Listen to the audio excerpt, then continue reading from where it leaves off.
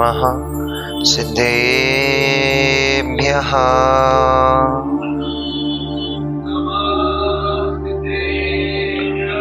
ॐ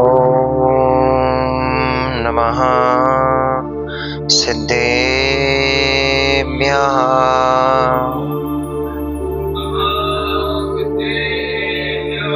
ॐ नमः सिद्धेभ्यः।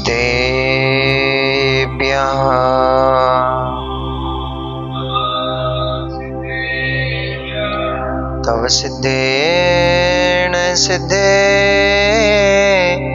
संयम सिद्धे चरित्र सिद्धेया नाणम् इदंसणं मेया सिद्धे शिरसा नमस्सामि।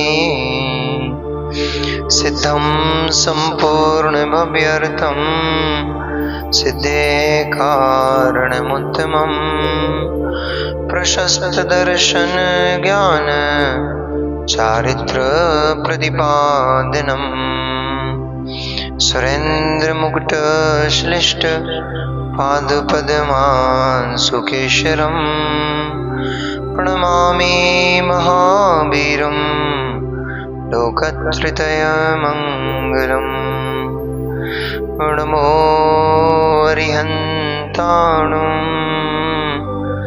नमो सिद्धाणुं नमो आयर्याणुं नमो वज्रायाणुं नमो लोये सविसाहुणम्।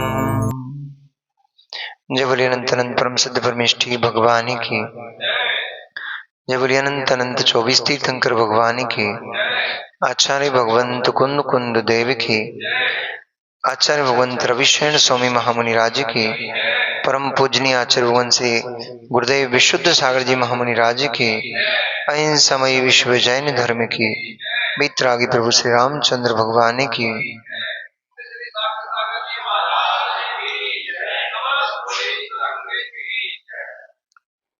मनुष्यों, वर्तमान शासन नायक भगवान वर्धमान स्वामी के शासन काल में हम सभी भव्य जीव यहाँ विराजते हैं। परम भट्टारक महाश्रमण उन भगवान वर्धमान स्वामी के मुख कमल से निश्चित भगवती भागवादिनी मां जिनवाणी का हम सभी भव्य जीव करुणांजलि लगा करके पान कर रहे हैं। यह भागवादिनी यह भगवती मां जिनवाणी सभी जीवों का कल्याण करे, सभी जीवों का मोक्ष मार्ग प्रशस्त करे। संकल्प शक्ति जीव की ह्रास भी कराती है और संकल्प शक्ति ही जीव का उत्थान भी कराती है। पतन जब भी होगा खोटे संकल्प से होगा, उत्थान जब भी होगा धर्ममय संकल्प से होगा। संकल्प ये जीव के भीतर ही उत्पन्न होता है, परंतु दो प्रकार के संकल्प, शुभ संकल्प और अशुभ संकल्प। मां का भोजन भी संकल्प से बनता है, तो आपका व्यापार भी संकल्प से चलता है। यहां तक कि एक बच्चे का स्कूल जाना, खाना पीना, हर कार्य संकल्प से होता है। संकल्प जिन जीवों का मजबूत होता है वे जीव परिस्थितियों से जूझते हुए अपने आप को स्वतंत्र कर लेते हैं। जिनका संकल्प कमजोर होता है वे लोग परिस्थितियों से हारकर हताश होकर बैठ जाते हैं। इसलिए संकल्प दृढ़ होना चाहिए।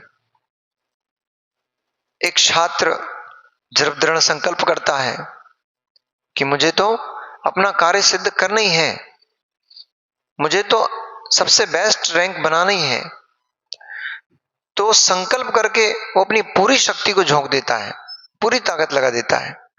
यहां तक कि एक साधु की तरह वो जीवन जीता है। जैसे साधु अपने मन को, अपनी इंद्रियों को नियंत्रित करके और आत्मा में ही हर समय रमण करते हैं, शुभ धर्म ध्यान में अथवा शुक्ल ध्यान में ही हमेशा निरत रहते हैं, ऐसे ही एक छात्र जिसे कुछ उपलब्धि प्राप्त करनी है, जो अपना कोई टारगेट सेट करके चल रहा है, ऐसा वह एक छात्र सभी कार्यों को विराम दे देता है। भतीजा जब आईएएस की तैयारी कर रहा था, क्या नाम है, नमन, नमन भाई जब पूछना आईएएस की तैयारी कर रहा था, तो नमन से पूछना कितनी मूवियां देखने जाते थे, कितने दोस्तों यारों के साथ घूमने जाते थे, कितनी पिकनिक मनाने जाते थे, कितने लोगों के साथ मोबाइल पे चैट करते थे। सब विराम। तब बन पाया आईएएस, तब उत्तीर्ण कर पाया परीक्षा को। यदि घूमने फिरने में ही लगा रहता, मौज मस्ती में ही लगा रहता और मोबाइल पे चैट ही करता रहता, मूवीज देखने जाता रहता, तो आज इस मुकाम पर नहीं पहुंच पाता। इसका नाम है संकल्प शक्ति।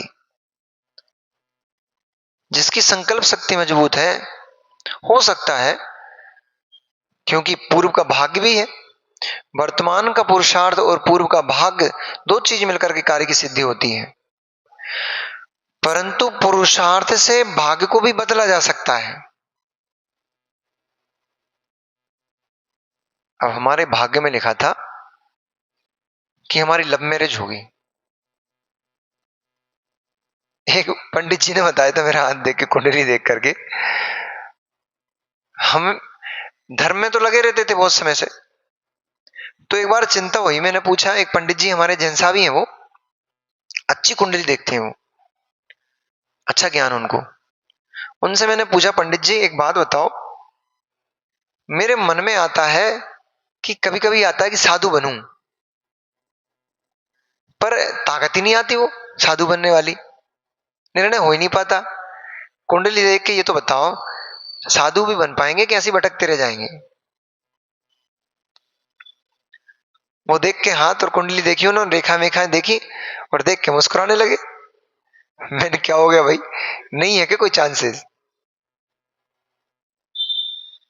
तो बोले, बालक तेरे हाथ में तो लव मैरिज की रेखाएं हैं, तेरी कुंडली में तो लव मैरिज लिखी हुई है।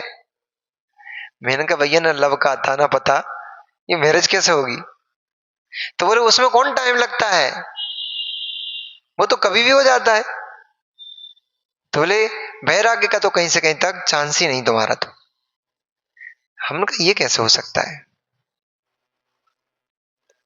ये कैसे हो सकता है? अगर वैराग्य का कहीं से कहीं तक कोई चांस ही नहीं है, तो मेरे भाव, मेरा मन धर्म में क्यों लगता है?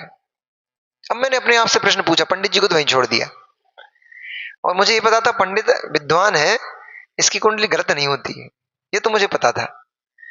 पर मुझे ये भी पता था, आचार्य श्री के मुख से सुना था कि पुरुषार्थशील जो होता है वो अपने भाग्य को भी परिवर्तित कर देता है। मेहनत से भाग्य निर्माण होता है, भाग्य अलग से कोई वस्तु थोड़ी होती है। महेंद्र भैया, भाग्य क्या होता है? मनोज भाई, ये आगरा से हमारे मनोज भैया आए, इनने आगरा में बहुत सेवा करी है। 5 महीने हम लोग आगरा में रुके, 5 महीने पूरे चौके की व्यवस्था सुबह से इनके हाथ में रहती थी। दूध लेके आना, उसको चौके चौके में पहुंचा के आना, फिर महाराज जी की आहार कराने जाते थे। उसके बाद अपनी, सब जैसे आप लोग लगे हो ऐसे ये भी लगे रहते थे वहां पे। मनोज भैया, भाग्य है कौन सी वस्तु, क्या है ये भाग्य?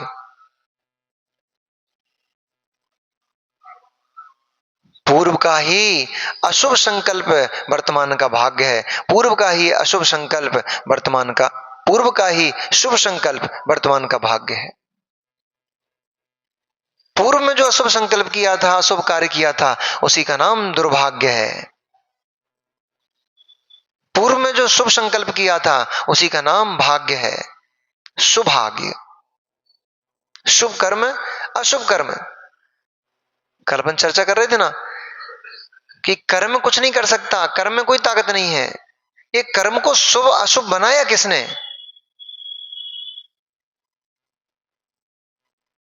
आटा तो आटा है ना मां। आटे से क्या क्या बना सकते हो आप? गेहूं के आटे से पूड़ी बन जाएगी, पराठा भी बन जाएगा, नमकीन वाला पराठा, मीठा वाला पराठा, नमक वाले, मीठे वाले सब बन जाएंगे ना। ये भेद खड़ा कैसे हो रहा है, मैं ये पूछ रहा हूं। नमकीन पराठा, मीठा पराठा, ये भेद खड़ा कैसे हो गया? आटा तो आटा ही था ना। ये प्रक्रिया में समझ ली। पराठे तो खूब बना डाले आपने और खूब खा डाले, परंतु उनसे कुछ भी लाभ नहीं हुआ। वे मल बन गए और पेट में भी नहीं ठहरे, निकल गए। उन पराठों को तो खूब बना बना के खा लिया रिंकू भैया। वे पराठे तो खूब बना बना के खा लिए, कभी नमकीन पराठे, कभी मीठे पराठे, कितने सारे बना डाले, कितने प्रकार के व्यंजन उस आटे से बना बना के खा लिए, परंतु एक दिन भी वो व्यंजन आपके पेट में ठहर नहीं पाए। एक दिन क्या, एक मिनट भी आपके वो व्यंजन मुंह में नहीं ठहर पाए, पेट में नहीं ठहर पाए। सुंदर सुंदर पकवान मुंह में डालते ही क्या हो गया? मल हो गया। इतना सुंदर पकवान बनाया था, देखने में सुंदर लग रहा था, खाने में इतना सुंदर टेस्टी लग रहा था, और मन कर रहा था और खा लूं और खा लूं, परंतु हुआ क्या उसका? मुख में जाते ही लार से जैसे ही संयोग हुआ। कभी अभ्यास करके देखा करो, कम से कम इन अभ्यासों को करने की बहुत जरूरत है।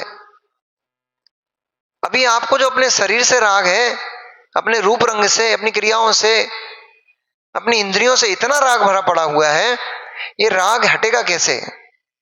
तो कभी कभी ये प्रक्रिया करके देखते रहना चाहिए। मैं तो कर लेता था। हाँ, बी प्रैक्टिकल। आचार्य ने एक बार प्रवचन, जो मैं आपको सुना रहा हूं ना, एक बार आचार्य ने प्रवचन में सुनाया कि अरे मित्र, इस शरीर से इतना राग क्यों करते हो?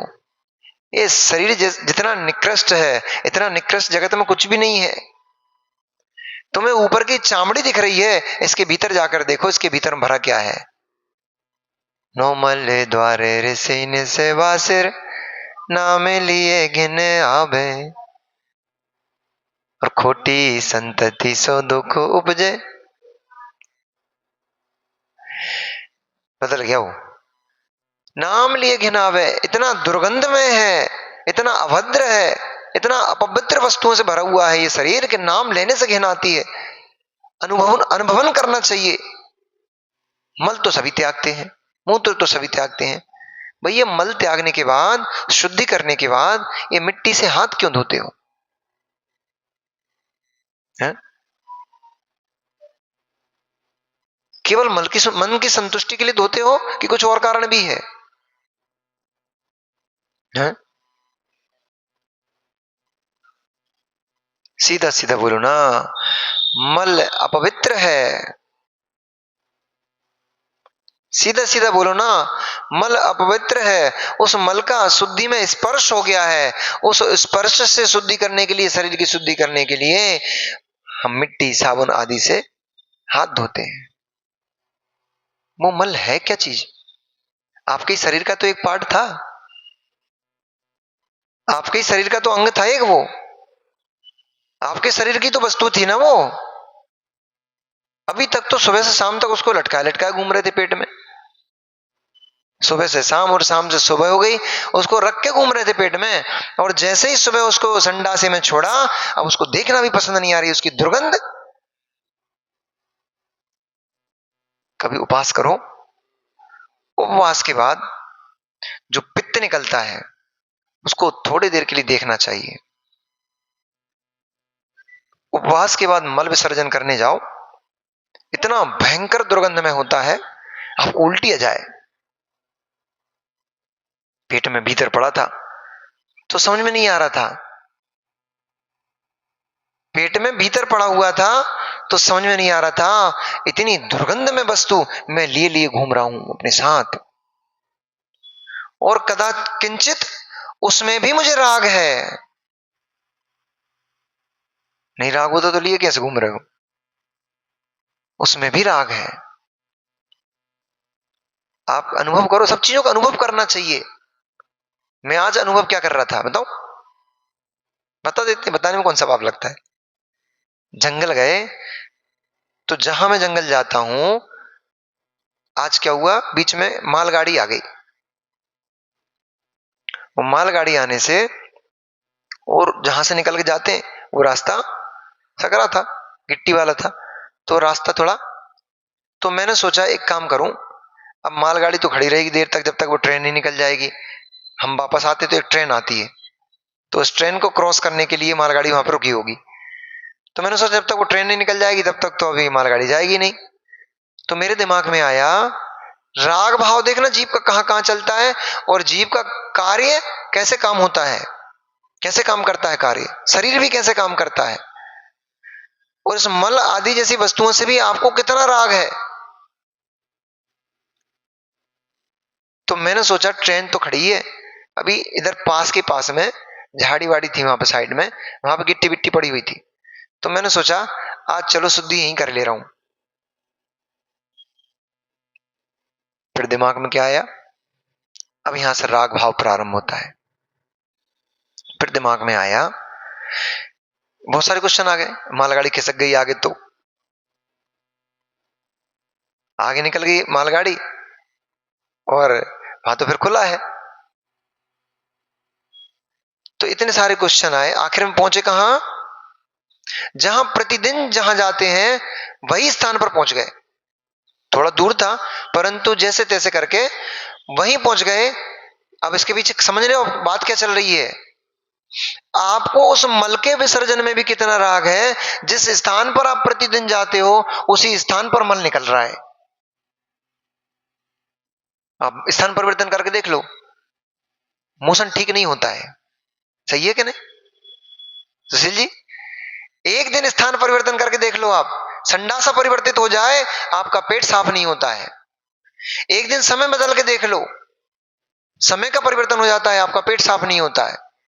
यानी भीतर में अब इन सब वस्तुओं को देखो, इन बातों को देखो कि वे वस्तुएं, वे समय, वे स्थान हमारे लिए कितना कितना घर कर जाते हैं भीतर में, कि मल भी वही निकल रहा है जहां आप प्रतिदिन जा रहे हो। उस वस्तु, उस स्थान से राग हो गया। मल विसर्जन करने के लिए मैं इसी स्थान पर बैठूंगा, इससे भी राग हो गया। अब सोचो, बोले महाराज क्या क्या खोजते रहते हो, क्या क्या खोजते रहते? महाराजों का काम क्या है, दुकान चलाने नहीं, रोटी बनाने नहीं, कहीं आने नहीं, कहीं जाने नहीं, तो यही खोजते रहते हैं, अन्वेषण करते रहते हैं। ये बहुत बड़े साइंटिस्ट होते हैं मुनिराज,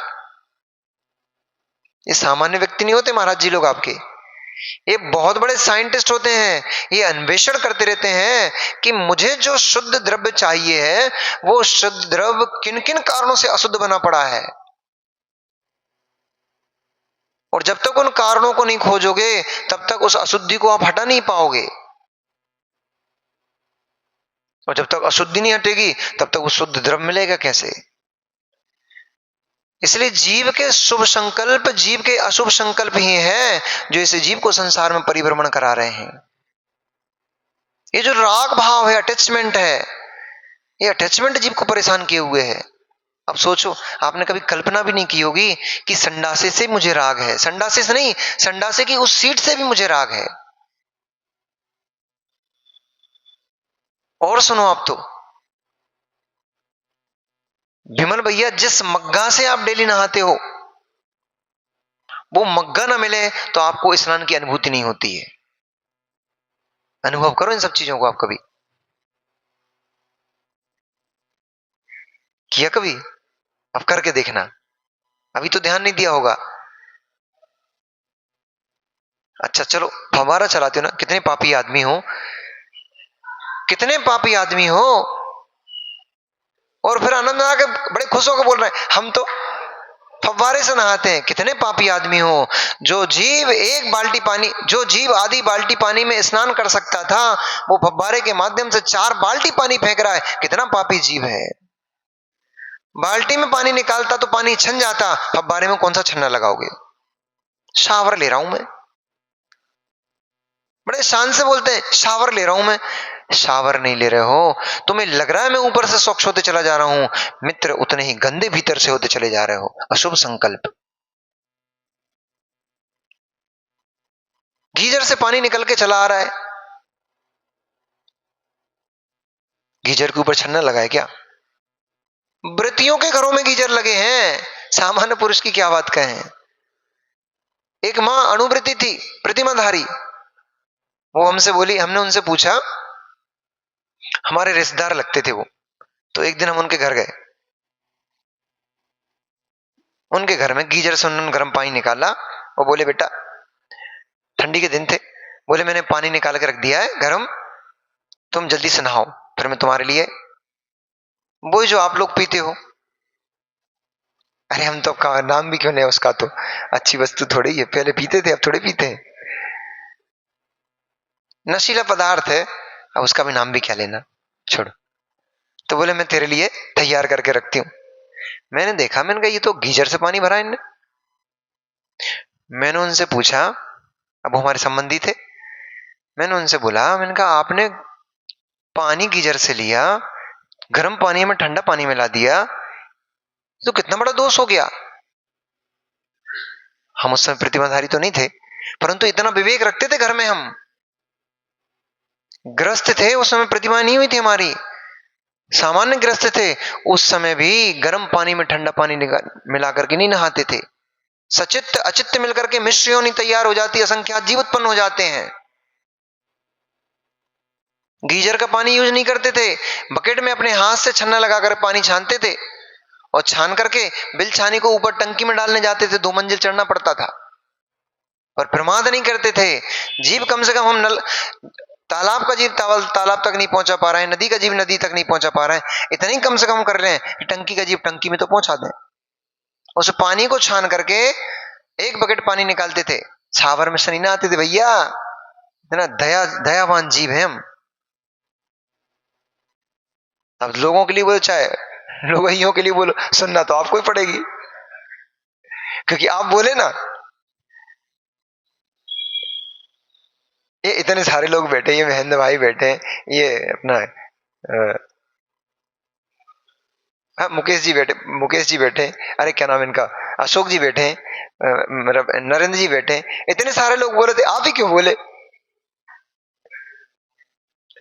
क्योंकि आपकी भी तो मजा आता है ना। वो जैसे होता ना, टकसाल होता ना, घुड़साला, तो घुड़साला में जो घोड़ों की सेवा करता है, उसको क्या बोलते हैं, वो आए और घोड़े के ऊपर वो मालिश वगैरह ना करे, तो घोड़े का मन नहीं मानता, तो फुर फुर फुर फुर करता रहता है, उसको बार बार इधर से उधर से देखता रहता है। ऐसे ही हमारे रिंकू भाई है, बोले महाराज आज कुछ बोल ही नहीं रहे हमारे लिए, महाराज आज कुछ बोल नहीं रहे, अच्छा ठीक है हम ही बोल दे रहे, अब तो कुछ बोलेंगे। तो इनकी भी जब तक मालिश नहीं करे तब तक इनको भी आनंद नहीं आता, आजकल ऐसे हो गए ये भी। पर ये भी अलग प्रकार की मालिश है मित्र, से बड़ा मजा आता है। हमारे पूर्ण सागर महाराज जी बोलते हैं आचार्य से, आप तो बुरा बुरा बोल दिया करो, परंतु नाम ले लिया करो माइक से। बोले आप तो अजय बुरा बुरा बोल दिया करो हमारे लिए, पर हमारा नाम ले लिया करो माइक से, मतलब आपके मुख पे नाम आ जाए हमारा, लोग सुनने यहाँ संघ में पूर्ण सागर नाम के कोई महाराज है, ये भी आनंद है, ये तो परमानंद है। गुरु के मुख में नाम आ जाए, ये तो परमानंद है, एक अलग ही प्रकार की खुशी होती है मनोज भाई, होती कि नहीं होती? बदनामी में भी नाम छिपा पड़ा है। किलो भर रसगुल्ले खाने का वो आनंद नहीं है भैया, यहाँ रसगुल्ला नहीं चलती, यहाँ कड़ी कचौड़ी चलती है, बेड़ें चलती हैं, तो देखो लो मुंह में पानी आने लग गया उनको। तो किलो भर बेड़ई का जो आनंद नहीं है, किलो कड़ी कचौड़ी का जो आनंद नहीं है, वो आनंद गुरु के मुख से नाम लेने का जो आनंद है।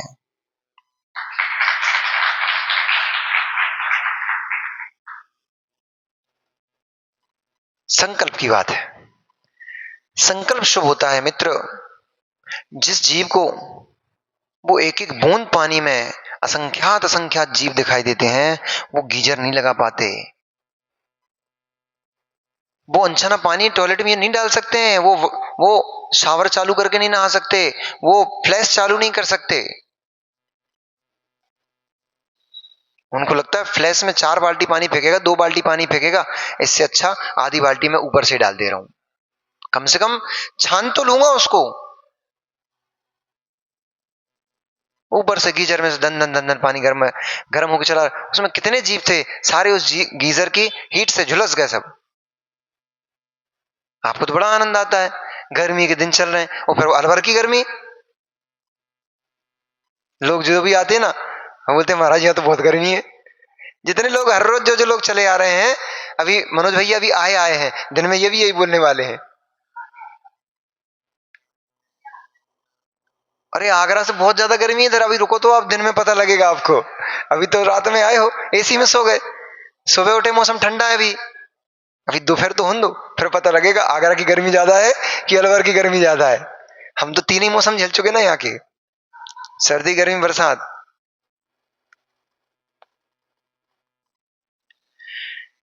जिस जीव को जीव दया आएगी वो एसी का प्रयोग नहीं कर पाएगा।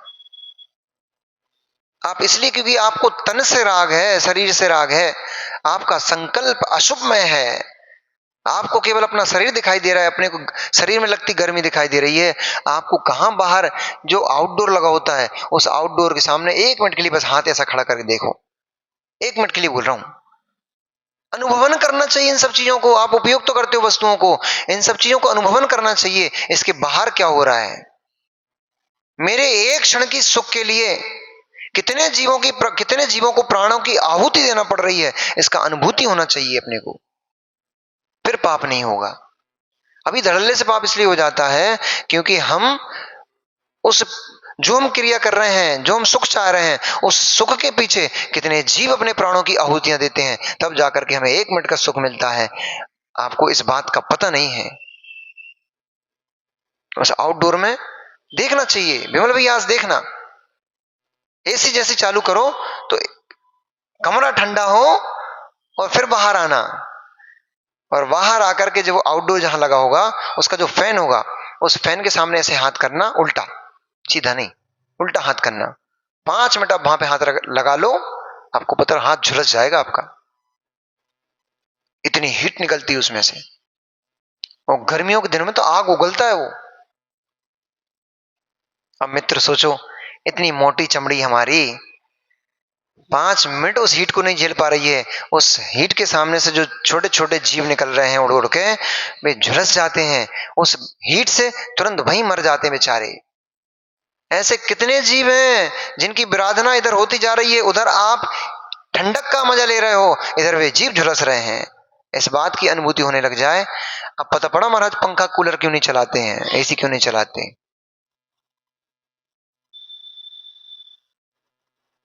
यद्यपि इनका भाव बुरा नहीं रहता, पर ये हमारे मित्र लोग आते हैं, आते सबसे पहले क्या करते हैं, और वो दीपक भाई तो आते सबसे पहले ये काम करते हैं, कमरे में जो पीछे साइड पंखे लगे हैं, सबसे पहले आते ही वो 2 पंखे चालू कर देते हैं।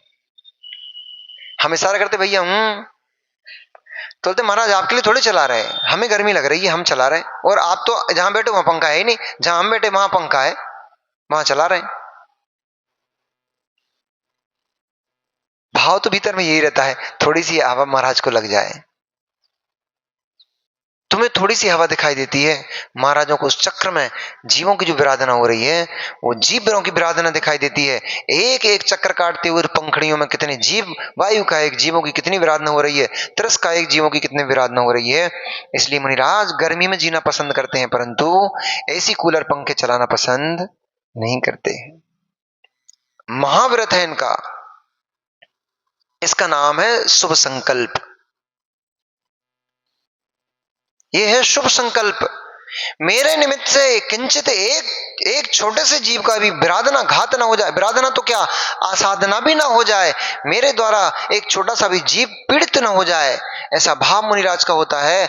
और यदि कदाचित किसी निमित्त से किंचित भी किसी जीव को मेरे कारण से पीड़ा हुई है, तो मुनिराज का हृदय दुखित हो जाता है, वे उसका पश्चाताप करते हैं। हाय क्या बोलते हैं, हा दुट्ट कायम हा दुट्ट चिंतियम भाष्यम च दुट्टम, अंतो अंतो जम्मी पच्चत्ता वेण बेतो।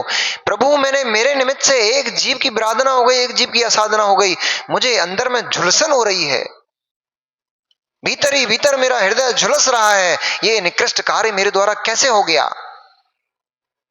ऐसे थोड़ी, आपके जैसे थोड़ी, हाँ हो गया तो हो गया, अब क्या कर सकते हैं, अरे हमने थोड़ी किया, तो तुम ही तो आए थे, ऐसा भाव नहीं होता। कदाचित किसी निमित्त को पाकर के मुनिराज से असाधना विराधना हो जाती है तो भीतर में झुलसन होती है। आप तो चटकारे लगा खा लेते हो, गलती करके भी आप तो चटकारे लगा खा लेते हो, मुनिराज के गले से ग्रास नहीं उतरता है। आज मैंने एक जीव की असाधना की है, मैंने एक जीव की विराधना की है, कैसे भोजन ग्रहण करूं। इसका नाम है शुभ संकल्प। जिन जीवों के ऐसे शुभ संकल्प होते हैं वे ही दयावान होते हैं। उन्हीं जीवों के भीतर में, हृदय में दया पलती है, करुणा पलती है, जीवों की रक्षा पलती है। भले ही इंद्र को जीत लिया हो, भले ही उसका उपहास किया हो, परंतु दशानन था तो दयावान, उसके हृदय में बहुत करुणा भाव था। जितना क्रूर उसको दिखाया गया है उतना क्रूर दशानन नहीं था। एक गलती खा गई वो तो उसको, एक छोटी सी गलती जीव का बहुत बड़ा घात करा देती है। इसलिए ऑफिसर्स को तो एक बात हमेशा ध्यान रखना चाहिए, नीति है, आपके भूत की भी एक गलती वर्तमान में किसी को पता नहीं पड़ना चाहिए। आपके भूत की भी एक छोटी सी भी गलती हुई हो, किसी को अपना मित्र मान करके उस गलती को बता मत देना, क्योंकि अब आप बड़े आदमी हो गए हो, अब आप ऑफिसर हो गए हो। अब वो आपके पास अपेक्षा से आएगा। मान लो हमारे मनोज भैया जज बन गए, और पहले रजत के खूब खास मित्र रहे, रजत तुम्हारा खास मित्र है ना, तो रजत के खास मित्र रहे। अब मान लो कि रजत का कोई केस उलझ गया और आप बन गए जज हाई कोर्ट के, और पैरवी के लिए किस्मत से आपकी ही कोर्ट में मुकदमा चला। रजत सामने खड़ा हुआ आपका मुंह देख रहा है, मनोज तो मेरा मित्र है, मेरे पक्ष में निर्णय करेगा। अब मनोज भाई उस समय की स्थिति को देखो, एक तरफ दोष खड़ा हुआ है और एक तरफ दोस्त खड़ा हुआ है, एक तरफ दोष खड़ा हुआ है और एक तरफ दोस्त खड़ा हुआ है। न्याय नहीं करोगे तो दोस्ती टूट जाएगी, न्याय नहीं करोगे तो नहीं, न्याय नहीं करोगे तो दोषी कहलाओगे, पाप हो जाएगा, और न्याय करोगे तो दोस्ती चली जाएगी। अब क्या हुआ कि आपने कहा दोस्त तो पर्याय का है, सत्य मेरा व्रत है, ताकत चाहिए पड़ेगी इसके लिए बहुत। दोस्त पर्याय मात्र का है, सत्य मेरा धर्म है, सत्य मेरा गुण है, मेरी आत्मा का लक्षण है, इसलिए सत्य को नहीं छोड़ूंगा। दोस्तों को तो फिर भी मना लूंगा, लेकिन एक बार मेरा सत्य में प्रवेश हो गया, अब उस सत्य को मैं कहां से लेके आऊंगा। इसलिए आपने सत्य निर्णय किया। अब रजत कहेगा मेरा इतना खास दोस्त होकर के इसने मेरे साथ धोखा किया। अब बताता हूं बेटा, मुझे तेरे पूरे रहस्य पता है, तू जज बनने से पहले तू क्या क्या कर चुक के आया है। अब मैं बताता हूं कि तुम कितने दूध के धुले हो। वो मित्र आपके किसी पाप का सहारा लेकर के, आपकी किसी गलती को सहारा लेकर के आपको भी खटगड़े में खड़ा कर देगा। इसलिए जो उच्च पदों पे पहुंच गए हैं उनको बहुत संभल के जीने की आवश्यकता होती है। यहां तक कि साधुओं तक के लिए, श्रावक है, जन समुदाय है, कदाचित इसके मन की बात नहीं हो पाई, तो पापी साधु को भी ले जाकर के बदनाम कर देगा। पूर्व की कोई गलती थी, प्रायश्चित कर लिया, पश्चाताप कर लिया, उस पश्चाताप करके उस भूल का निराकरण भी कर लिया, परंतु वो कसाई, वो पापी तो उस पाप को ही लेके बैठा हुआ है, उस पाप को लेकर के उसने हल्ला मचा दिया, आपका लोक में अपवाद फैल गया। ये तो आपको पता था कि आप शुद्ध हो गए, आपके गुरु को पता था आप शुद्ध हो गए हो, परंतु लोक में अपवाद फैला दिया। इसलिए छोटी भी गलती हो, बड़ी भी गलती हो, किसी के सामने उसको उड़ेलने की आवश्यकता नहीं है। बहुत रहस्यमय बात सबको नहीं बताना चाहिए, ये नीति है। बहुत रहस्यमय बात सबको नहीं बताना चाहिए। इसलिए कुरल काव्य में एक नीति आई। आचार्य एवं त्रिवल्लाचार्य स्वामी ने लिखा, राजा मंत्री के ऊपर भरोसे का अभिनय तो करता है, परंतु भरोसा नहीं करता है। राजा मंत्री के ऊपर अभिनय का भरोसा दिलाता है मंत्री को कि मैं तुम पर पूरा भरोसा करता हूं, ऐसा अभिनय करता है, परंतु पूर्ण रूपेण राजा मंत्री के ऊपर भरोसा, और जो जो राजा मंत्री के ऊपर पूरे भरोसे करके बैठ गए उनका राज्य नष्ट हो गया। आप लोगों ने कथा पढ़ी होगी काष्टांगर की, सत्येंद्र राजा की, काष्टांगर मंत्री ने गला काट के फेंक दिया था। ऐसे ढेर उदाहरण है इतिहास में, मंत्रियों ने अपने राजा का ही बर्बाद कर दिया। इसलिए भैया बहुत सारी बातें ऐसी हैं जो सार्वजनिक नहीं की जा सकती हैं। दशानन था तो बलशाली था, सब कुछ था, परंतु बहुत दयालु भी था। जब सहस्त्रार ने कहा कि पुत्र, कल की घटना याद है कि नहीं है, क्या शर्त रखी थी उसने, लोकपालो तुम मेरे नगर की गलियों को साफ करोगे, कंटक धूलि से रहित करोगे, झाड़ू लगाओगे, और तुम्हारा इंद्र कुएं से बावड़ियों से पानी खींच कर लाएगा और नगर की गलियों की शुद्धि करेगा उस घड़े से। तुम्हारी पट्टमहिषी इंद्र मेरी मंदोदरी महारानी के चरण मर्दन करेगी, पैरों को दबाएगी, उसकी सेज सजाएगी, चुन चुन करके फूल बागीचे से ला करके, और उसके सेज में, उसके जूड़े में पुष्प लगाएगी। तब सहस्त्रार ने कहा, हे पुत्र, तू वीर है,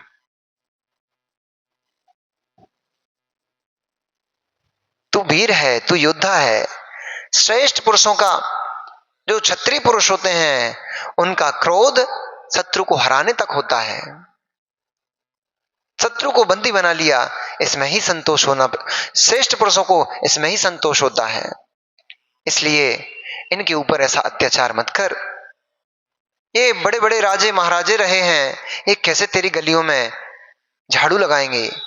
इंद्र जिसे मस्तकों के ऊपर पैर रख करके बैठने का शौक रहा हो, वो इंद्र तेरी गलियों में कैसे गलियों की शुद्धि करेगा। जो पट्टमहिषी बनकर के सचिन रानी जैसा जीवन जिसने जिया हो, वो कैसे तेरी महारानी के पैरों का मर्दन करेगी, तेरी महारानी के पैरों में जूती कैसे पहनाएगी वो।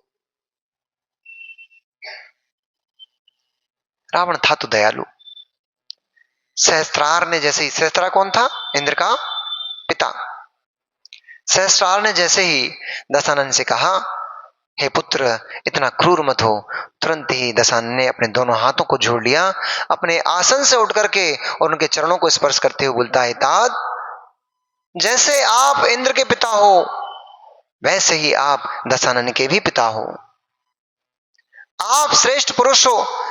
मुझ जैसे पुरुषों का जीवन धन्य ही इसलिए है क्योंकि आप जैसे पुरुष मेरे ऊपर हाथ रखते हो, मुझे आशीष प्रदान करते हो। आप जैसे श्रेष्ठ पुरुषों से ही ये भारत भूमि सुशोभित होती है, इसलिए आपको याचना करने की आवश्यकता नहीं है। आप तो आज्ञा दीजिए, जो आपकी आज्ञा होगा वही दशानन करेगा।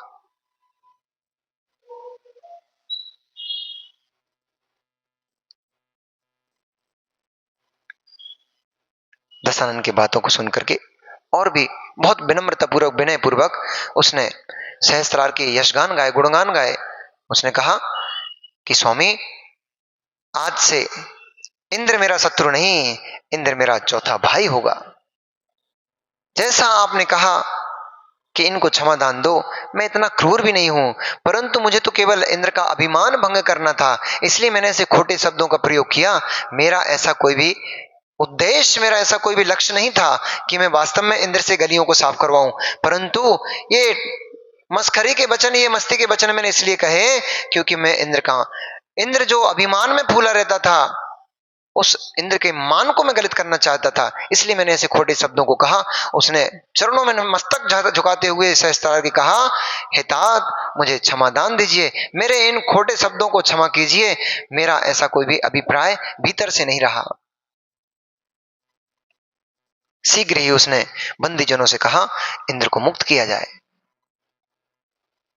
जैसे ही बंदीजनों ने, सैनिकों ने बंदी इंद्र को मुक्त किया, दशानन अपने स्थान से नीचे उतरा, नीचे उतर करके इंद्र को अपने सीने से लगा लिया। हे मित्र, आज से तू मेरा भाई है। हम दोनों मिलकर के इस सारे भारत भूमि के ऊपर, भारत ही भूमि क्यों कहें, इस सारी वसुंधरा के ऊपर हम दोनों मिलकर के राज करेंगे। तेरे जैसे भ्राता को प्राप्त करके मैं तो कृतकृत हो गया, मेरा जीवन महान हो गया। ऐसा योद्धा मुझे भाई के रूप में प्राप्त हुआ है। मैं अपने आप को गौरवशाली मानता हूं कि इंद्र जैसा राजा मुझे भाई के रूप में प्राप्त हुआ है। इसलिए हे इंद्र, तू पुनः अपने, जिसे तूने स्वर्ग नगरी कहा है, उस स्वर्ग नगरी में जाकर पुनः मैं तुझे स्थापित करता हूं। तू उसी नगरी में राज कर। जो तेरे लोकपाल थे चारों दिशाओं के, मैं उन लोकपालों को पुनः उसी स्थान पर स्थापित करता हूं। वो चारों लोकपाल अपने अपने नगरियों में ही राज करेंगे। जैसा तेरा वैभव था, जो ऐरावत तेरा हाथी था, वो ऐरावत हाथी तुझे मैं वापस देता हूं। तो उसी हाथी के ऊपर पुनः सवारी कर।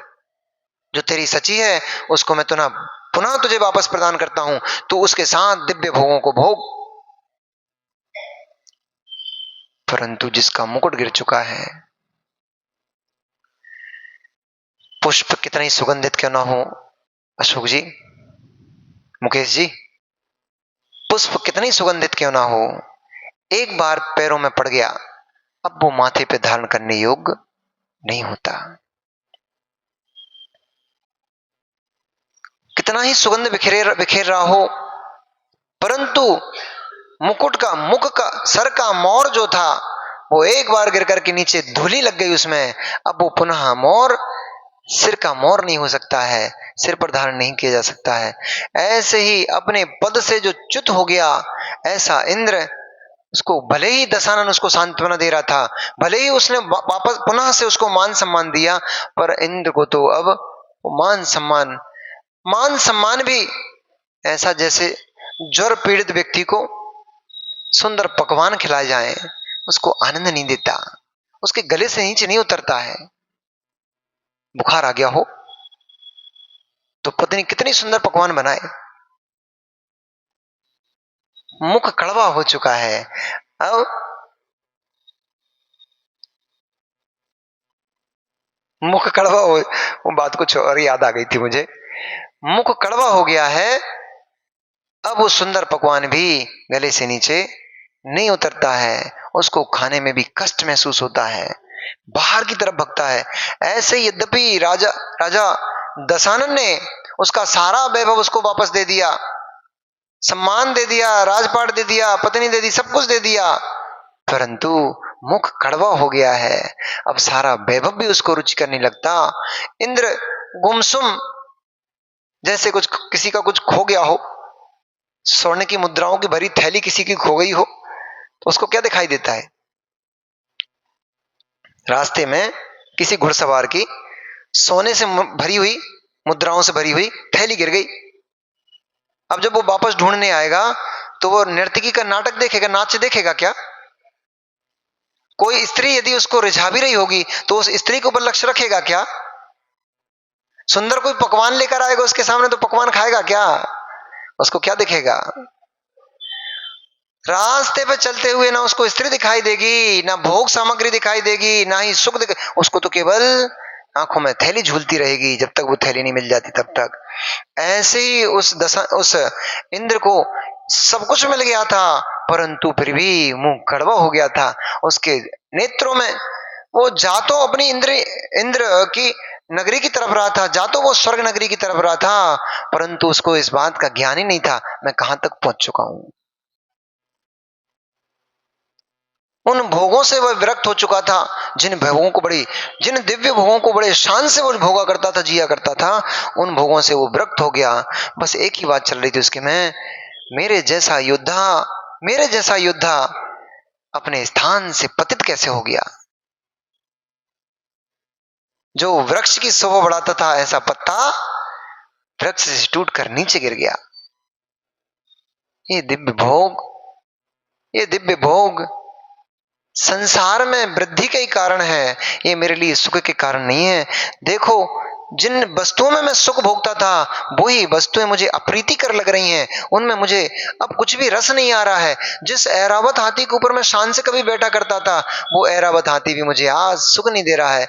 जिस महारानी इंद्राणी के सामने साथ में मैं सुख को भोगा करता था, तृप्ति को अनुभूत किया करता था, वो इंद्राणी मुझे अनेक अनेक प्रकार के हाव विलास से वो इंद्राणी उसको रिझाने का प्रयास कर रही थी कि कैसे ही तो इसका शोक दूर हो, परंतु उसको वो कुछ भी रुचिकर नहीं लग रहा था। उसको तो बस यही लग रहा था कि संसार के भोग असार हैं।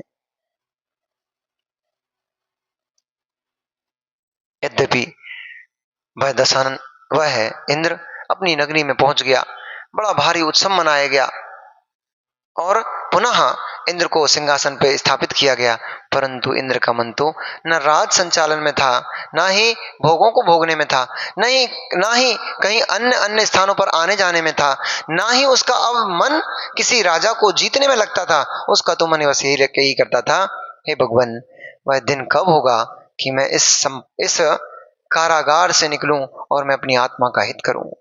तभी उस नगर में कौन आ गया, कल बताते हैं। तभी उस नगर में आगमन हुआ किनका, कल बताऊंगा।